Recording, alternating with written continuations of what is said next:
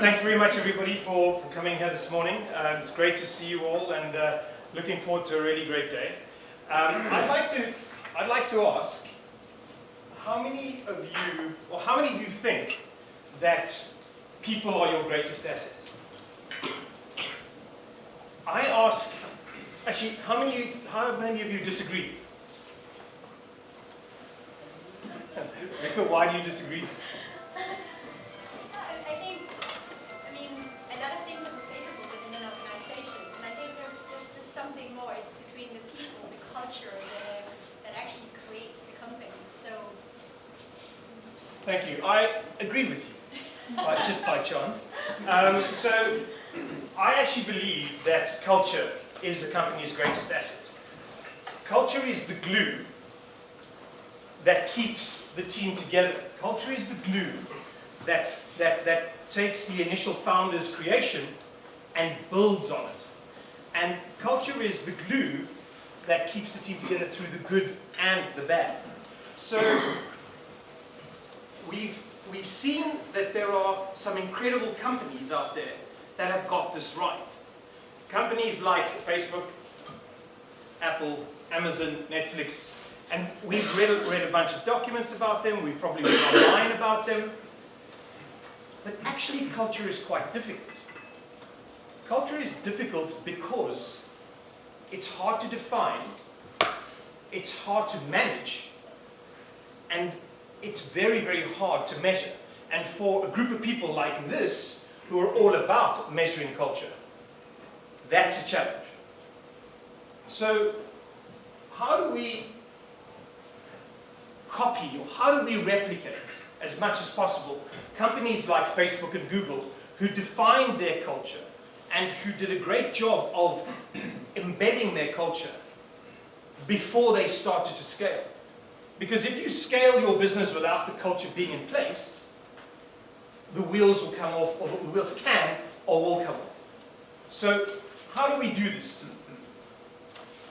The challenge with culture is that it's largely invisible and largely subconscious. And we can't grasp it, so we can't manage it. From that perspective, we are looking at an area where we have to surface the elements of the culture that are critical to our business, and the elements of the culture that we can grasp and own, essentially. And culture is determined largely by, I believe, the foundations of the business, which are a business's values, the people and the values that they hold close to them. So the first step for me in a business at any stage, if it hasn't been done, is to define the values. Is to sit down with your team and work out what your values are. Agree your values with the rest of the team so that there is buy-in and there is organizational commitment to those values. Once you have your values, the important thing is not to go and say, okay, our values are passion, ambition, customer service, and teamwork. And you put that up on the wall and you all agree and you all walk out and so what? And this is the reason why, as Ollie mentioned, there are companies say our culture is, and everybody in the room just goes, all right, I'll just turn off. So the next step, once you've defined your culture, once you've defined your values, is to go down a level and to start to explore the subconscious and the invisible. And how you do that is you essentially have to explore the expected behaviors of those values. So, for example, I can interpret passion in one way. Andy, you can interpret passion in another way. And Rob, you can interpret passion in another way. So for a company, it's important to take your 4, 5, 6, 8, 10 people and go to the next level down. Because once you understand your values and your expected behaviors against those values, you can manage against them. You can allow your team to lead itself. Because if I understand what my expected behaviors are, I can go out and do it, and I can hold my team accountable. So values are determined by motivation and behavior. They're linked. So once you understand your base level of expected behaviors, you get a better sense of your team's motivation, and you know what their behaviors are. So what we do at the Foresight Group is we try and get a better sense of our candidates' values and link them to our clients' values. And this is something that we're working on. We call it values-based hiring. And how this works is I meet with a client and I try to understand what drives them. And if they haven't actually gone through the process of defining their values, I will do it with them. Literally sit down. And this isn't perfect. It's not a perfect science, but it helps me understand what drives this business. So I'm going to give you an example here, and if you know who the company is, don't shout out now. But this company has 10 values. It took them a bunch of months to come up with them, actually years. But if you are a potential employee and you look on their website, and they have it on their website, and you see deliver while through service, you say, okay, cool, I'm interested in customer service, excellent. Then you see embrace and drive change. Interesting, this is a dynamic organization, they've got something going for them. Then you see create fun and a little weirdness. Now if you don't like fun and a little weirdness, then you know this isn't for you. And essentially, you go, okay, no, I'll go and look somewhere else. But if you do, then you're able to look at this company and go, wow, this is really interesting. So here we have the 10 values. Who's the business? Zappos. So Zappos, Amazon acquired for $1 billion. And Tony Hesh, who wrote Delivering Happiness, states that the culture was the reason for their success. Now, these are the values, and hopefully all of your companies have values. But as I was talking about, so what I was talking about earlier is going to the next level. In other words, going to the subconscious and the invisible. How do we do that? This was value number 7, build a positive team and family spirit. So what they do is they take their expected behaviors and they create questions. So each value has 3 or 4 expected behaviors, and that has 3 or 4 questions. Now I like this question. What's the biggest challenge you faced working in a team environment? How did you handle it? Because I like this question because it's a negative question. Candidates aren't expecting this. And the Zappos hiring team is taught how to ask these questions and how to look for the depth of the answer. So not only are you looking at experience, skills, and expertise and the usual stuff in a CV, but now you're saying, does this person match our values? Do they match our culture? What co-workers' behavior drive you crazy? How do you handle it when someone is doing it? Once again, these aren't standard questions.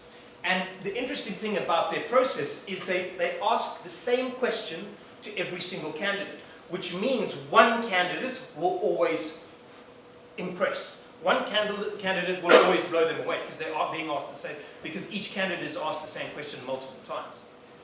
So,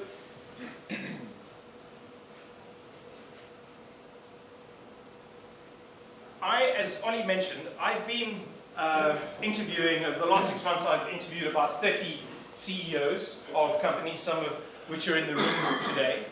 And the purpose of these interviews has been to really just try and understand what people are doing about culture and why. What's driving why somebody like Zappos do what they do? What's driving why somebody like TransferWise do what they do? And essentially, because values are in us, they're us. Our values define who we connect with. Our values define who we associate with. Because our values are in us and in the employees in your company, your values are everywhere. Your values are in customer service. Your values are in marketing. Your values are in partnerships.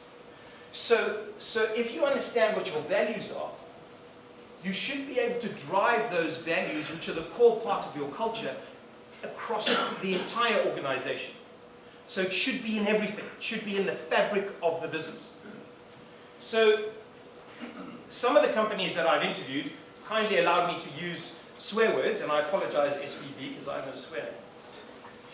Some of the companies have allowed me to use swear words in this presentation, and Hubble is that company. Hubble are completely disrupting the commercial retail space. They have grown recently from 8 to 20 people. When they were hiring in the early stages, they would take their job ad and be very, very specific about how they wrote it. So, and what I mean about specific is they would use arcane tech language and references to tech people in the job ad so that people go, I get that. I get where they're going.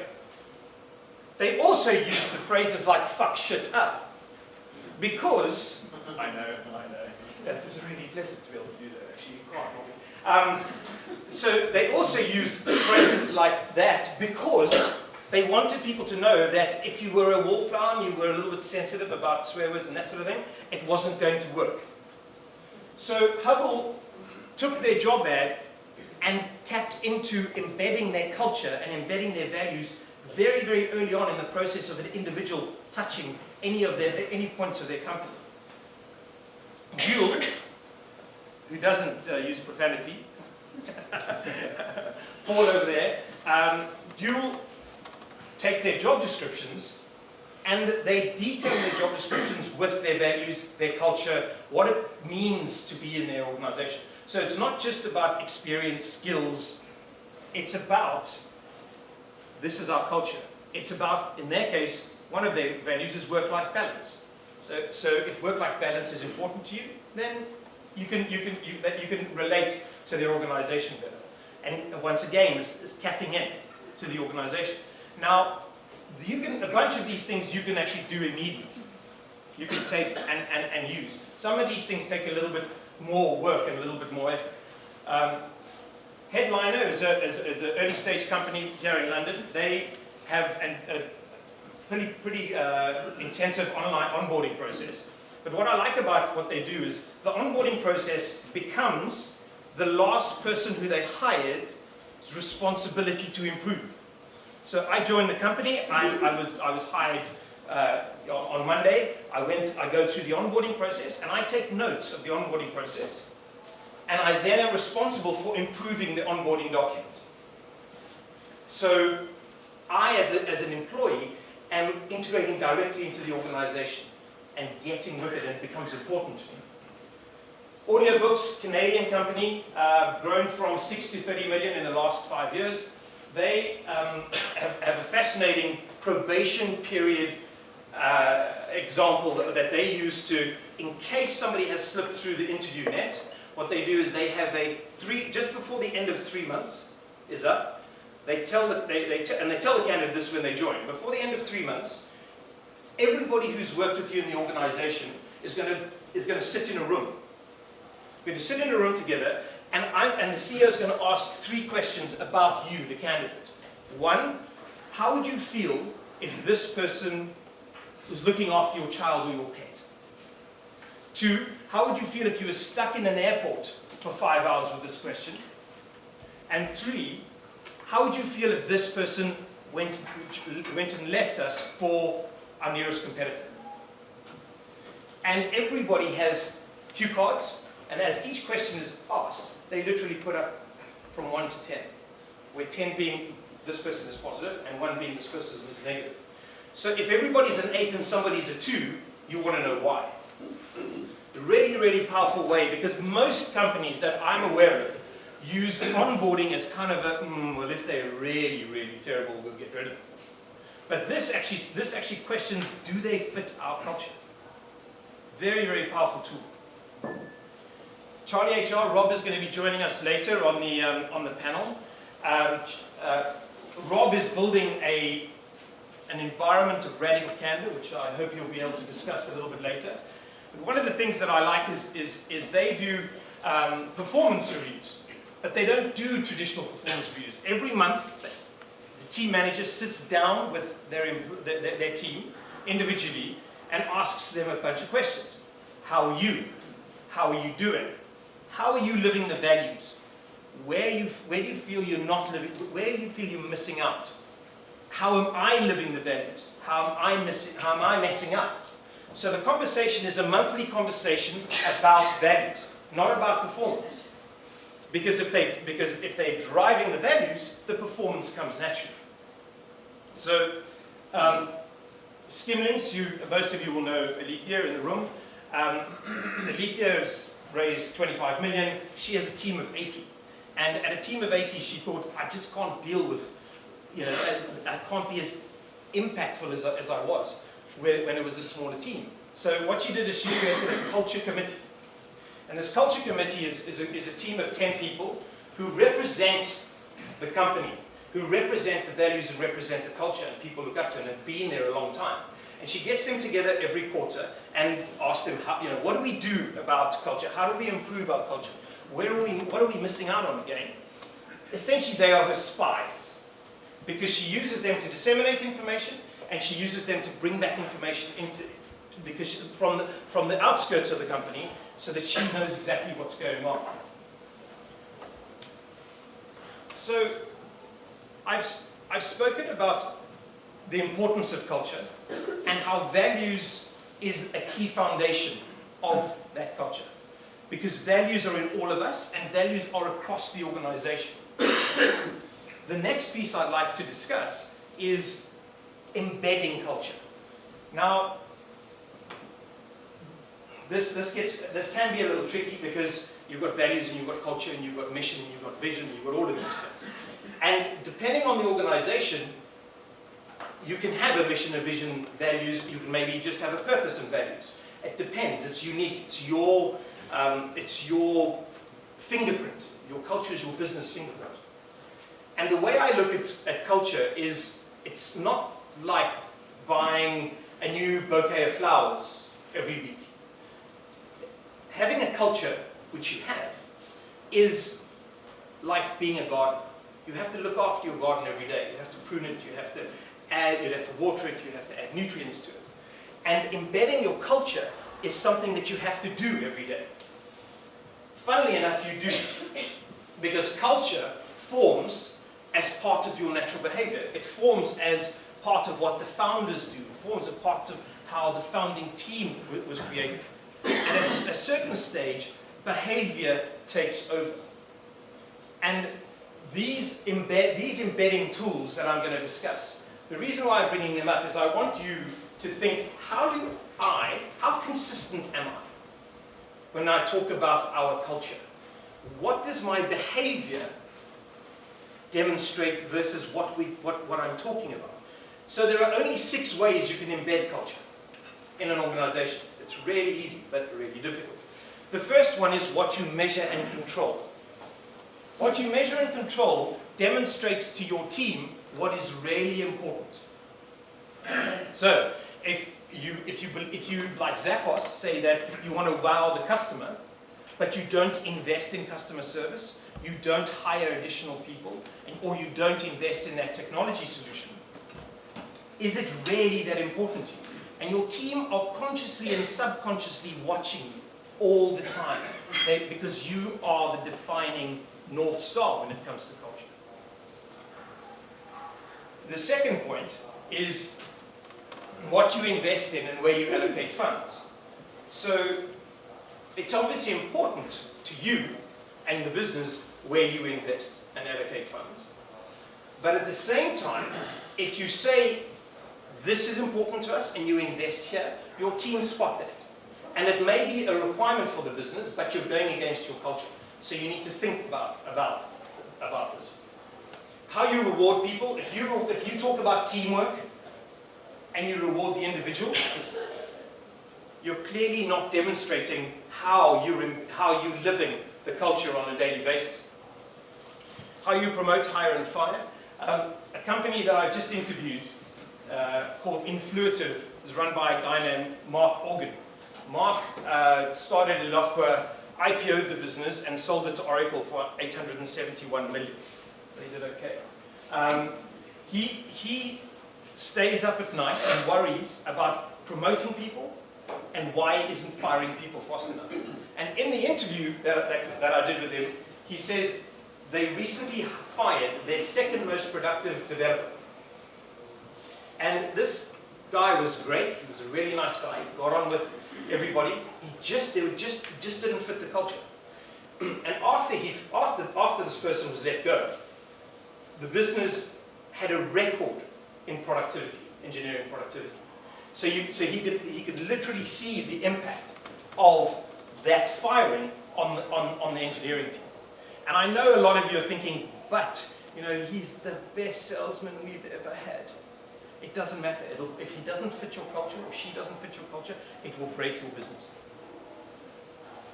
How you behave in crisis, if you run around screaming and shouting, pulling your hair out when everything's about family and togetherness, clearly is not going to demonstrate how you really live the culture. And how you educate, mentor, and coach. Who you educate, mentor, and coach, and what you focus on in terms of the subject matter of who you educate, mentor, and coach. So, essentially, culture is, I believe, the key to your current business and is going to become increasingly more important. Culture is the way early stage startup companies differentiate. Culture is the way you hire out of Google and Facebook, because it's not the same anymore. And culture is something that requires continual effort. Thank you very much. Are there any questions?